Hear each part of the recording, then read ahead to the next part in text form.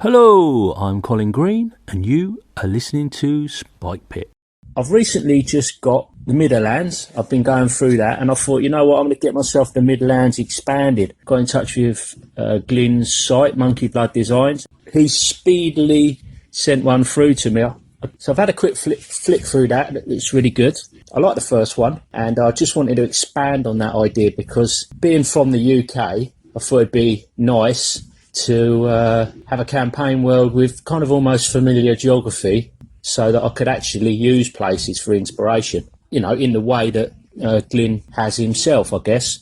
I've got to point out there, Glyn, if you're listening, you've missed a little area on the map. There's a little spot there near St Albans, which you don't call St Albans, of course. Let me have a little look on the old A2 fold-out lovely map.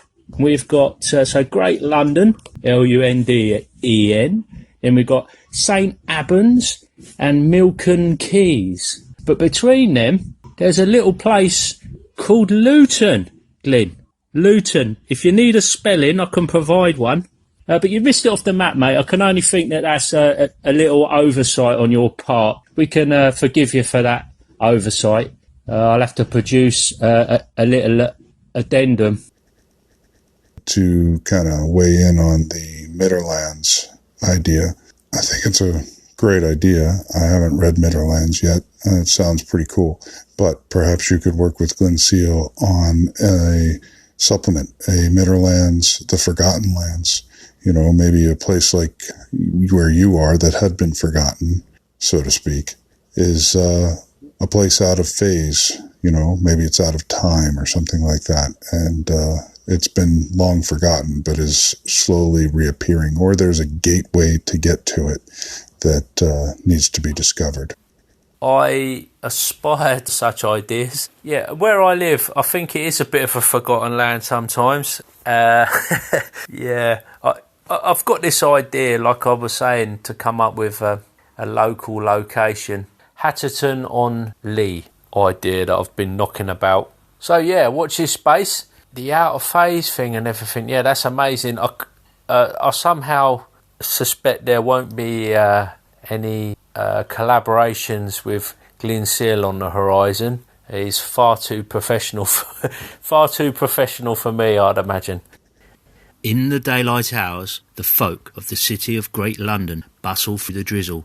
Its wards are alive with pickpocket, street brawls, puking drunkards, muggings and murder. This is the capital city of the Haven Isle, and those that come here get streetwise quickly. Then the night comes. As the barely seen sun sets over the myriad of tiled rooftops, Great London is plunged into a green and dangerous gloom.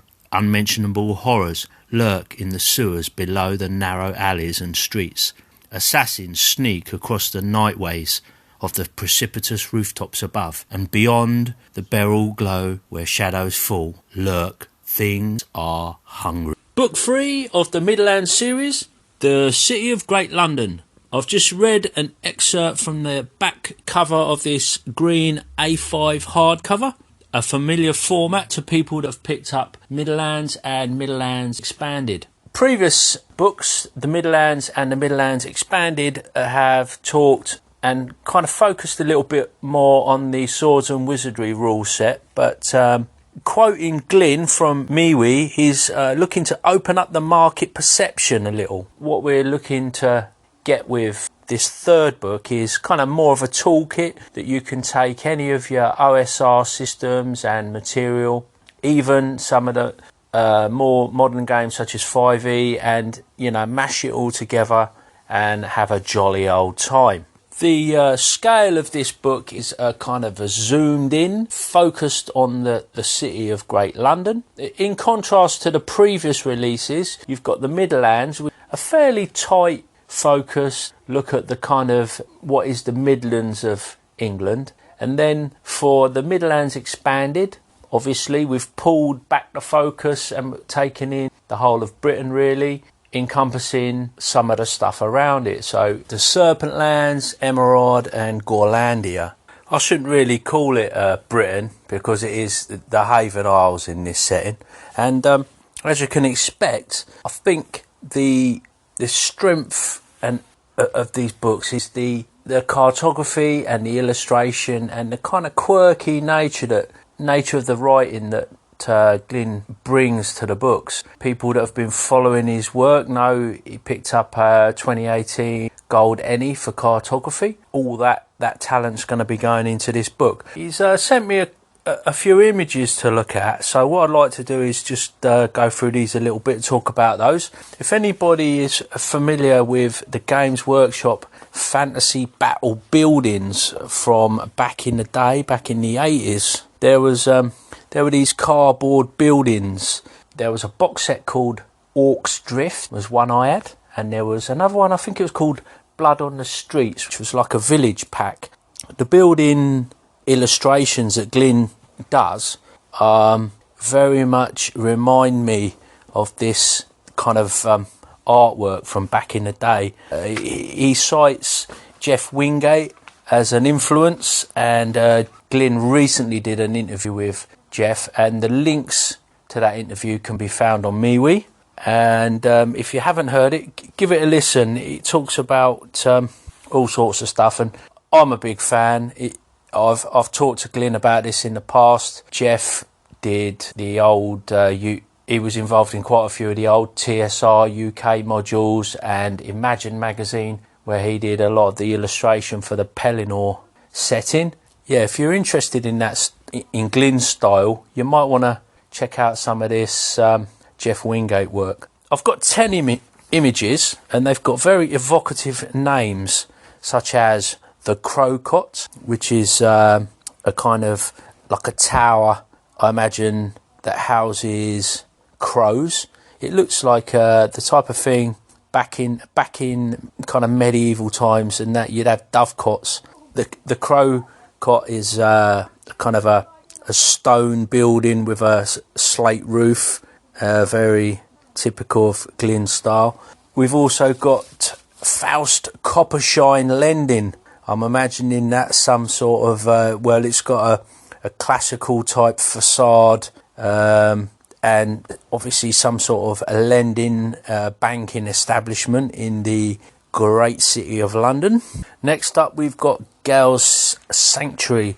This is a church-like structure with some pretty solid looking banded doors and a stained glass window, slate roofed again. Then a rather curious looking structure called the Guild of Messengers. It's kind of vaguely triangular in shape, with some strange glowing lanterns that look like they may be powered by gloomium. A row of gargoyles sit perched on a cornice around halfway up the building. There's a limited amount of windows, and perhaps these gargoyles animate and carry the messages for the messenger, or potentially there's semaphore in use with these lanterns, and there's also a kind of a green pyramid-like structure on the top that perhaps flashes, so some type of Midderlands version of Morse code is being used. The fifth illustration I've got is called Odlin's Tower, and this is a very curious looking illustration. It's like an obelisk of rock with what look like windows cut into it, and a curious door with floating stone steps leading up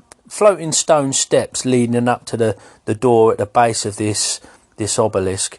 And there's a bracket hanging out of the side with a hook and a rope, with a pig suspended several feet off the ground. And I must mention, this whole obelisk is floating off of the surface, and atop it is what looks like some sort of spinning pointer type thing. It's got a serpent standard on one end and a spear-like pointer on the other, and it looks like it definitely spins and pivots around in the manner of a clock or compass or weather vane. Very curious, not sure what's going on there, but with a name like Odlin's Tower, it's definitely got a good measure of the odd about it. Next up, we have Peaker's Guard Tower, and the Peakers are like the City Watch, and they are basically the from what I can gather, they're the law in Great London, and as you would expect, they appear to be a fairly corrupt, disreputable bunch of ne'er-do-wells. I would imagine your attempts at bribery and flattery would not fall on deaf ears, and the bribery would be a fairly effective means for avoiding potential incarceration for whatever misdemeanor they decide to plonk upon you. The Fetid Otter. Not sure if this is an inn or tavern, but it is a very first edition Warhammer-esque building in a, what I would say, kind of European half-timbered style. Very nice little illustration suggesting all sorts of nastiness, really. The building has an arch through the centre, so it straddles some sort of thoroughfare. And I do believe that it's Glyn's intention that throughout the book, these illustrations, as you look at a double-page spread, the drawing of the building will be to the left, and then to the right-hand side, you'll get the sort of the floor plans and other little drawings and details. And then in the white space around the pages, there'll be other little details and notes and who knows what other goodies. So I continue with my speculation. The Grey Eye. This is a grey tower. I've seen this on various posts. I think I've seen it on G+ and MeWe. It's well, I reckon it's some sort of clairvoyant or mystic's abode. We've got a sign hanging outside the front of the establishment with a grey eye. We've got the clay tiled roof, and then a kind of some sort of wood burning stove flue appears on the first level of the building. It appears to one side with a rain deflector on top of it in typical Heath Robinson kind of fashion. Anybody who don't know who Heath Robinson is, I urge you to Google it. It's pretty amazing stuff. Image number 9 is the Watcher's House. This is a strange stone building in the shape of a large head. And notable on the head is a third eye placed in the middle of the forehead. It's got long, big Buddha-like ears, and where the mouth is, there is a doorway above which hangs a green glowing lantern. I imagine this as some sort of cult temple or some such. If I'm honest, I've no idea. The final of the images is the White Crow. This is, like I say, tavern or inn. Hard to say. It's got the sign of a white crow hanging outside the building. We've got a first floor in Glyn's stone style with a half-timbered wattle door and timber-framed upper stories with a nice little arrow-type weather vane atop. We've got a porch out the back furnished with some sort of crow or bird-like creature.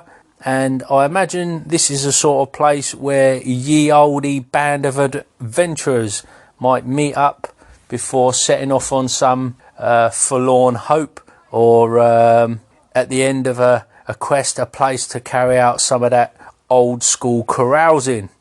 That's about all I've got on the great city of London, Midderlands 3. However, talking to Glyn, it would appear that an old friend of ours, John Large of Red Dice Diaries, is working with Glyn, and they are putting together a low-level adventure for the Midderlands. They will be drawing on the history and the marks left on the landscape by the conquerors or former conquerors of the Midderlands, the Gomans, a Midland version of the Romans. Now, I think that'll be a real treat if John's actual play YouTube videos are anything to go by. If you're interested in the Midlands, I would recommend going to check out John's YouTube channel, Red Dice Diaries, Rose of Westhaven. You will get an untold amount of Midderlands goodness by watching those episodes. John is quite a fan of Lamentations of the Flame Prince in his Rose of Westhaven. I believe that's what he's using. It illustrates the fact that you don't need to run swords and wizardry to use the Midderlands. He's also got a huge back catalogue of all sorts of RPG goodness and some really good comprehensive reviews. If you're interested at all in Fate, he did a real good series on Fate, explaining the ins and outs of the system and how to get the best out of it. In closing, I'd just like to say this is in no way a promo. I just want to give a shout out to some fellow countrymen that are doing all sorts of good work for the hobby. And it's good to see that they're working together on a project. I was delighted to hear that they're putting this adventure together. I know across the pond a lot of my listeners are big fans of the Midderlands. Great preview. Loved it. Keep up the good work. I too am a fan. I've been I picked up all the stuff and I was in the second Kickstarter. You know, I love Midderlands. I don't know what to do with it. And I think I've told Glenn this too. It's a great setting. I love it. It's very evocative, very creative and imaginative, but I just don't know what to do with it. You know, I don't know what adventures fit in it. So I was just curious if you have any ideas on, you know, I think you could probably do like a Ravenloft thing in there if you wanted, but it'd probably be a lot of work. I'm not sure. Anyway, you got any ideas on adventures that you could throw into Midderlands and run fairly easy? So in answer to your question, Matt, my first thoughts were to look at the Dolmen Wood stuff from Gavin Norman.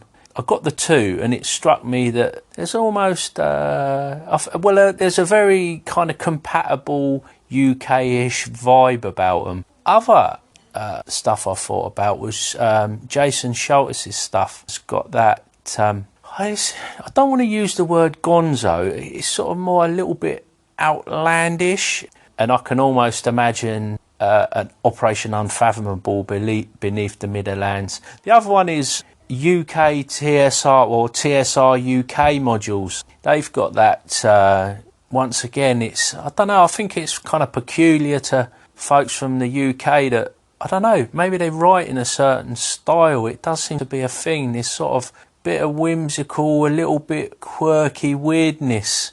Maybe it's something in the water. Maybe it's the gloomium. And that, as they say, is a wrap. Thanks to everybody who called in, making this Into the Pit episode possible. Massive thanks to the pit crew, my patrons over on Spikepit Patreon. And last but not least, a big thanks goes out to you, the listener, for taking a bit of time out of your day to listen to old Spikepit. Take care, and I'll catch you later.